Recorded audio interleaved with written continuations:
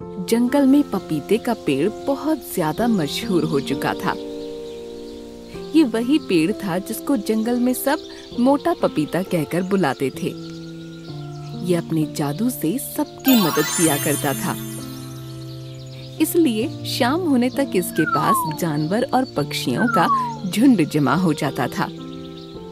एक शाम मोटे पपीते के पास कबूतर, रेंचो कौआ, टीनू चिड़िया, उसकी दोस्त चिंकी मिंकी चिड़िया, छोटू हिरन, रामू हाथी, मोंटू बंदर और कई तरह के जानवर आ पहुँचे। मैं तो बहुत ही खुश हूँ। कुछ ही दिनों में मेरा फेवरेट क्रिसमस का फेस्टिवल आने वाला है। अरे वाह, वो फेस्टिवल तो मेरा भी फेवरेट है। रात को सेंटा क्लॉज आएंगे और सभी जानवरों को गिफ्ट देंगे। ये सुनकर मोटा पपीता उदास हो गया।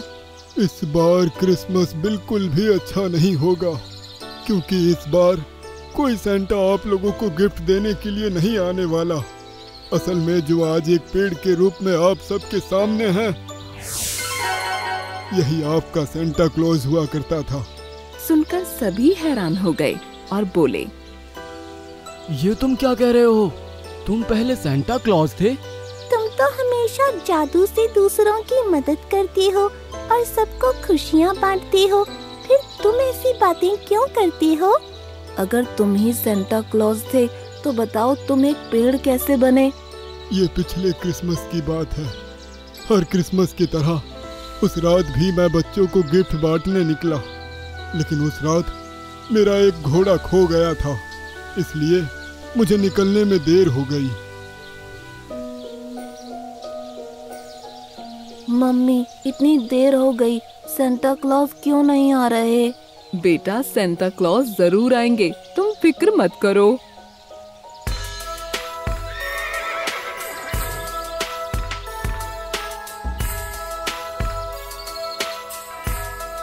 सॉरी बेटा, इस बार मुझे आने में देर हो गई, इसलिए जंगल में भी आने में लेट हो गया। ये लो तुम्हारा gift. Merry Christmas. Thank you so much Santa. Merry Christmas.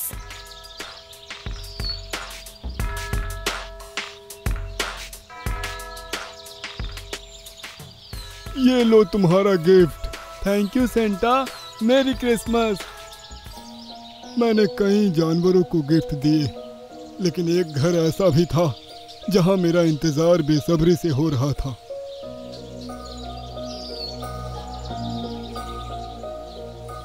Mummy, Santa अभी तक नहीं आए, आखिर वो कहाँ रह गए? बेटा, वो आते ही होंगे, तुम फिक्र मत करो। उस बच्चे को बहुत ही ज्यादा बेसब्री हो रही थी। वो घर के बाहर खड़ा था। उसने अपनी माँ से कहा, मम्मी, मैं सेंटा को ढूंढने जा रहा हूँ, आप यहीं मेरा इंतजार करना। सुनकर मम्मी बेयर डर गईं और भागकर बाहर आईं, लेकिन वो अब जा चुका था।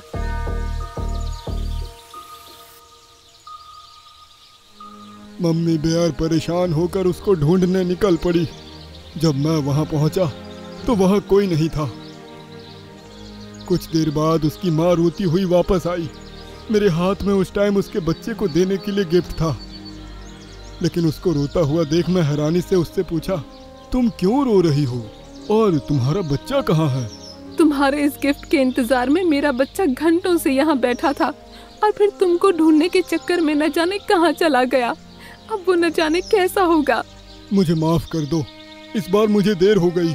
मैं तुमको बद्दुआ देती हूँ, अगर सुबह होने तक मुझे मेरा बच्चा नहीं मिला तो तुम एक पेड़ बन जाओगे। मेरे बच्चे को गिफ्ट नहीं दे पाए तो अब किसी भी बच्चे को गिफ्ट नहीं दे पाओगे। उसकी बात सुनकर मैं बहुत डर गया और उसी टाइम वहां से उसके बच्चे को खोजने निकला। मैंने उसको हर जगह देखा, लेकिन वो कहीं नजर नहीं आया।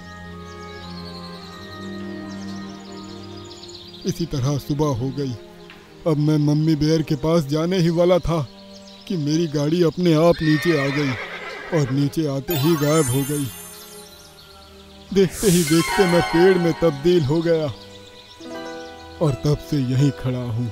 उसकी कहानी सुनकर सभी जानवर दुखी हो गए।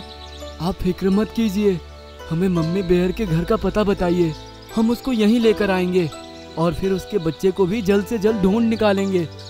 सुनकर मोटे पपीते ने मम्मी बेयर के घर का पता उनको समझा दिया।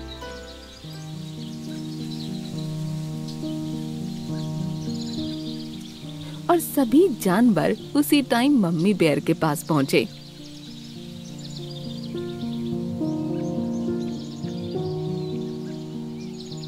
फिर उसको अपने साथ लेकर मोटे पपीते के पास आए और उसको वहीं छोड़कर सभी जानवर अलग अलग दिशाओं में बेबी बेयर को ढूंढने निकल पड़े। मिट्ठू तोता टिंकू भेड़िए के पास पहुंचा। आपने पिछले साल किसी बेबी बेयर को जंगल में घूमते देखा था? देखा तो था, लेकिन तुम ऐसा क्यों पूछ रहे हो? सुनकर मिट्ठू तोते ने उसको सारी कहानी कह सुनाई। सेंटा एक पेड़ बन चुके हैं, ये तो बहुत बुरा हुआ। उम्मीद है कि तुमको वो बच्चा मिल जाए। पिछली क्रिसमस नाइट मैंने कालू भेड़ियों को एक बेबी बेयर के पीछे भागते देखा था। बेबी बेयर उससे डर कर एक गुफा में जा घुसा और कालू भेड़िया उसका थोड़ी देर तक इंतजार करके वहां से चला गया। आपका बहुत बहुत शुक्रिया टिंकू भेड़िए, अब मैं उसको ढूंढने जाता हूँ। मिट्ठू तोता वहां से निकला। फिर उसने एक एक करके सभी जानवरों को इकट्ठा किया।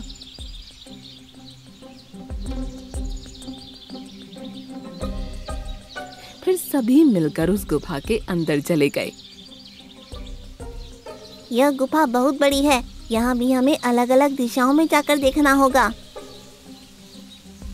ये तय करके सभी उसको ढूंढने के लिए अलग अलग दिशाओं में चले गए। मिट्ठू तोता उसको आवाज लगाता काफी अंदर तक चला गया और उस गुफा के दूसरे मुंह से बाहर निकल गया।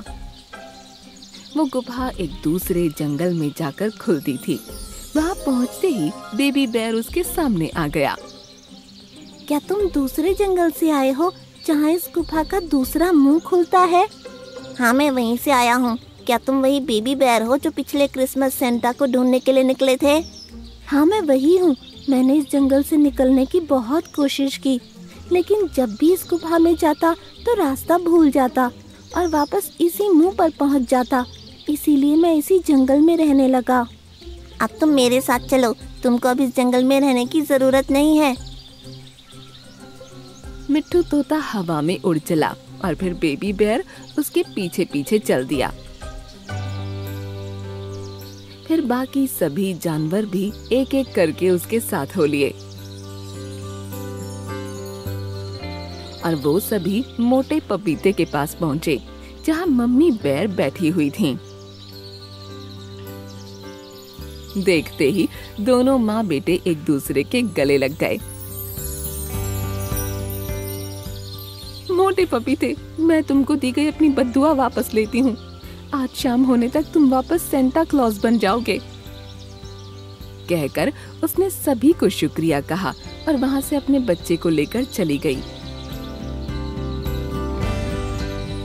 शाम होने तक मोटा पपीता फिर से सेंटा क्लॉज बन गया और उसे देखकर सभी खुश हो गए।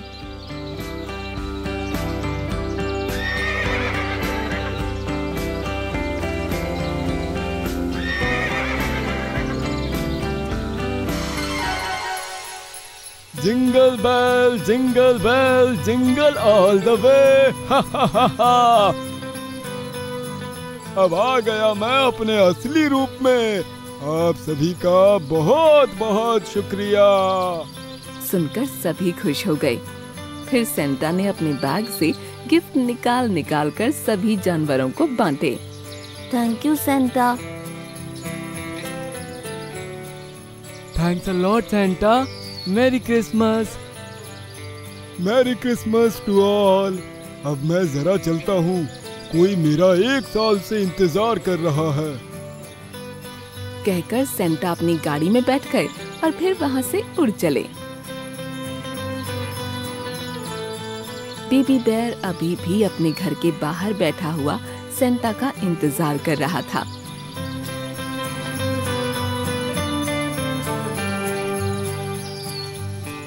Jingle bell jingle all the way. कहकर सेंटा ने एक गिफ्ट निकालकर उसको दे दिया। Thank you so much Santa. Merry Christmas. Merry Christmas बच्चे।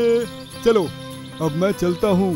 इस साल किसी भी बच्चे को मेरा इंतजार ना करना पड़े, इसलिए जल्दी निकलता हूँ। कहकर सेंटा अपनी गाड़ी में बैठे और वहाँ से उड़ चले। बेबी बेयर और मम्मी बेयर हाथ हिलाकर उनको टाटा कर रहे थे।